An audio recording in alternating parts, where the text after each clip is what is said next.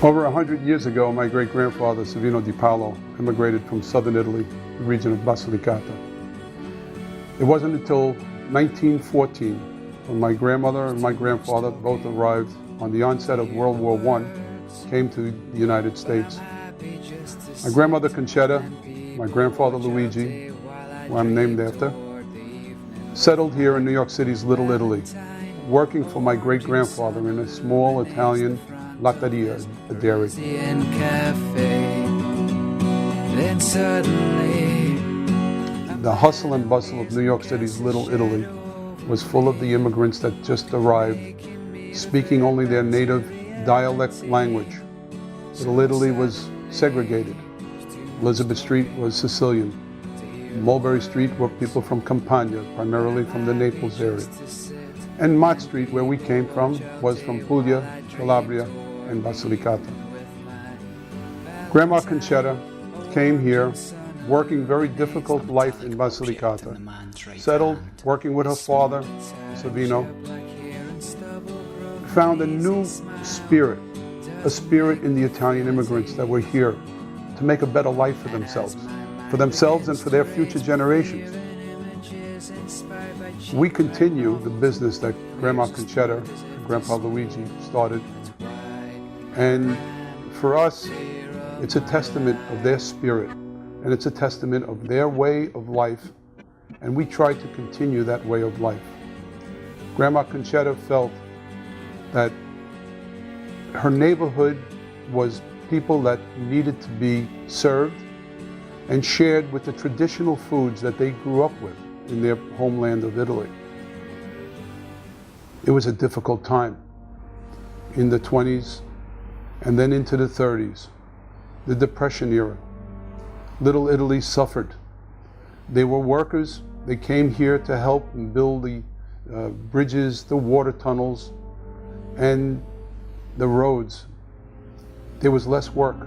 It was difficult. Many of the families here had multiple children. Sometimes they had no father. Grandma Concetta, in her idea of what true good tithe was to help their community. There was no social services at the time. Grandma Concetta felt that her job was to help the people that needed help. I was very proud of hearing the stories when an old man came into me one day and said, "God bless your grandmother." I said, "You knew my grandmother?" He said, "Yes. I lived above this store, our store on Mott and Grand Street. My mother had 10 children. I had no father. We had no food. Your grandmother, every day, there was bread, there was milk, there was cheese, there was pasta for my mother. We were fed by your grandmother." My truth is to represent the spirit of that Italian immigrant and what they brought to the country. This country, our great country, the United States. The spirit of their traditional foods, but much more than that, the spirit of their traditional passion and understanding and sharing with each and every one of their community. And to me, I feel my grandmother's spirit every day in our place. I feel her warmth and smiling, although she very rarely smiled, but smiling in her heart, telling us this is the right way. What you're doing is right. I think of her smiling, although she didn't smile that often, or at least I felt she's smiling in her heart. Our heart is filled with joy, knowing that we have embraced the fact that she has made a better life for us and my future generations as well. We're very proud to continue her tradition, and we're very proud that the Di Paolo family settled here, New York City's Little Italy.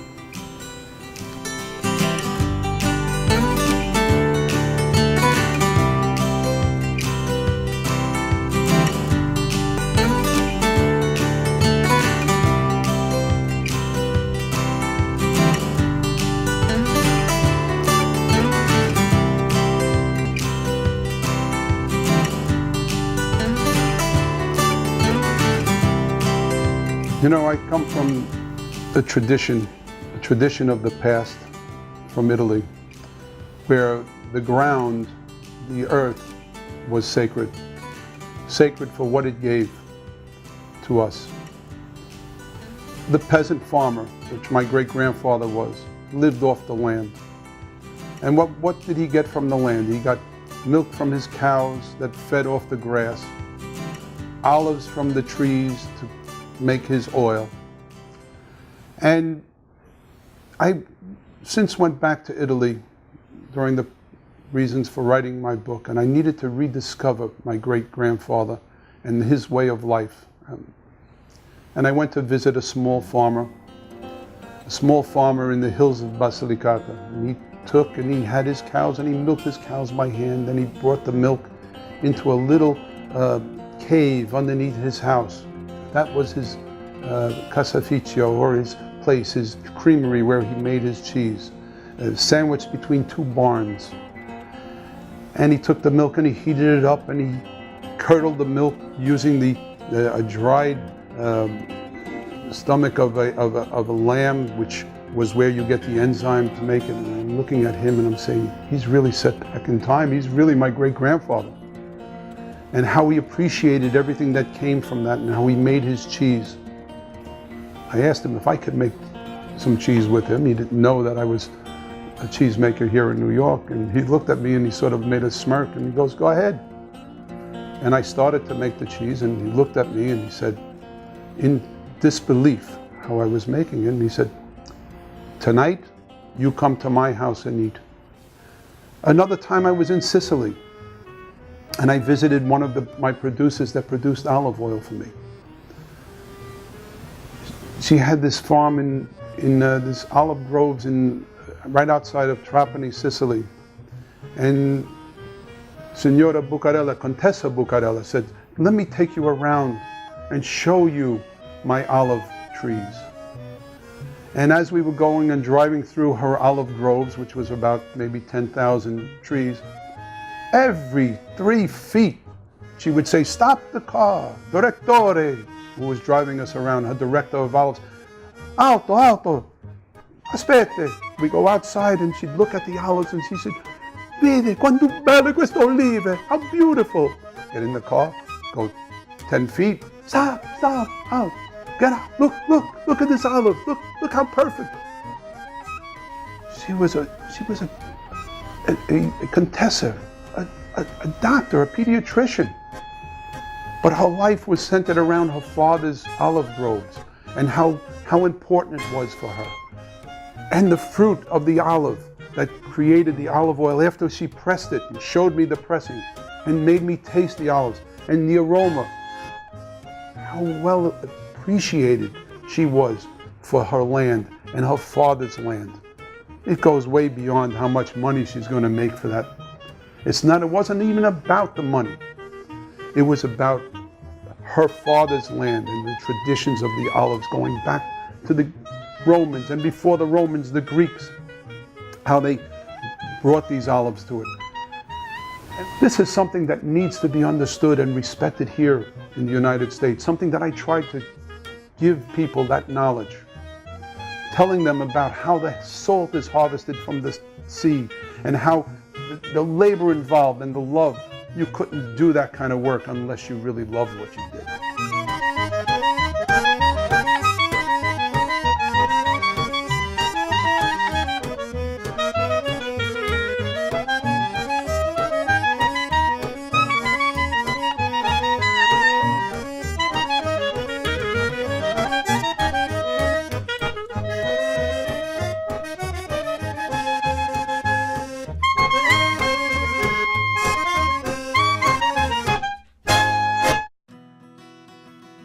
You know, our wine shop is the contribution of the 5th generation. My son Sam, who studied in Italy, both food and wine, felt that wine was food as well and needed to be represented here by the PALO'S. And we were very grateful that he came up with that concept. And we needed to present it in the right way. We only sell wines and spirits of Italy, and Italian wine, to me, is art. The way it's produced, the way each and every one of the varieties of grapes are literally worshipped. And we needed to present it in an artful manner. And if you look around in the place here, it's filled with art related to the wine. And some of the art to us is part of the vineyards themselves. Here we have a wonderful painting done by a fantastic artist, a Mexican artist by the name of Beatrice Morales. And for us, we call this the Madonna of the Vineyards. Not to be confused with the Madonna, but just the Lady of the Vineyards, holding the grapes, embracing the grapes, and saying this is something of a spiritual connection with the land and the fruit of the grapes. And over here, a 200, 300-year-old grapevine. 300 years this grapevine was producing grapes until one day a little argument took place and was cut down by a disgruntled neighbor. We couldn't, my son said, we can't let this grapevine just disappear and go back into the earth. We need to represent and bring it to New York and show people what a 200-year-old living grapevine was all about. That beautiful, we call her the Venus of the vineyards, with her free-flowing hair and her face and body, just the spirit that's in the vineyards.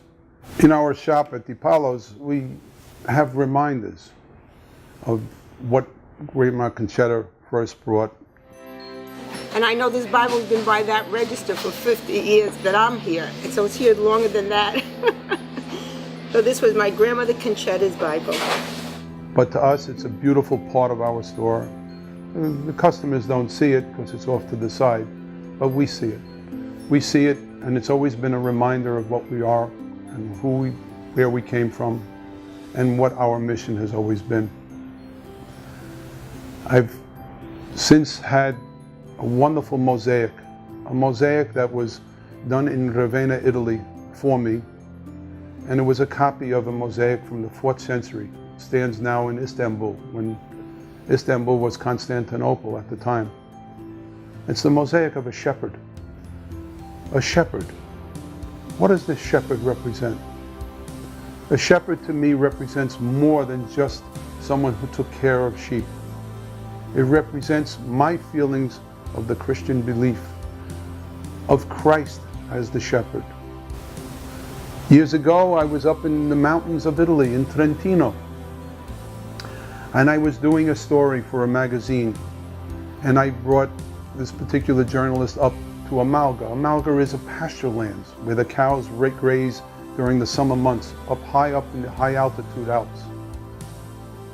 And the vaccaro, person who took care of the cows, a young fellow by the name of Fabio, was so taken by the fact that I came to visit him way up in the mountains because I was appreciating what he did for me, staying with those cows all summer, getting the milk, making the cheese that I can get to America.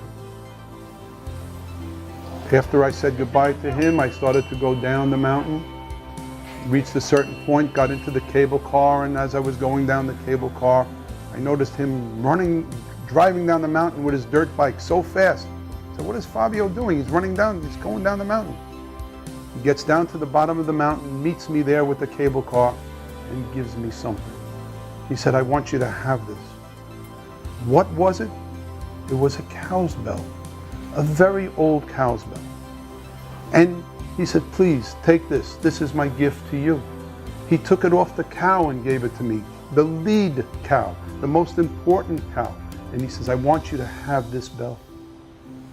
It's important that you have it. And I was very grateful. I was very grateful to receive it.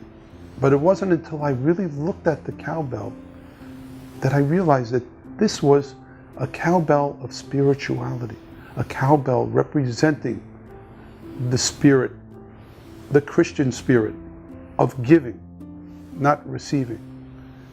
It had the markings of Christ on it. It had the Blessed Mother engraved on the bell. This was truly a gift of God to me.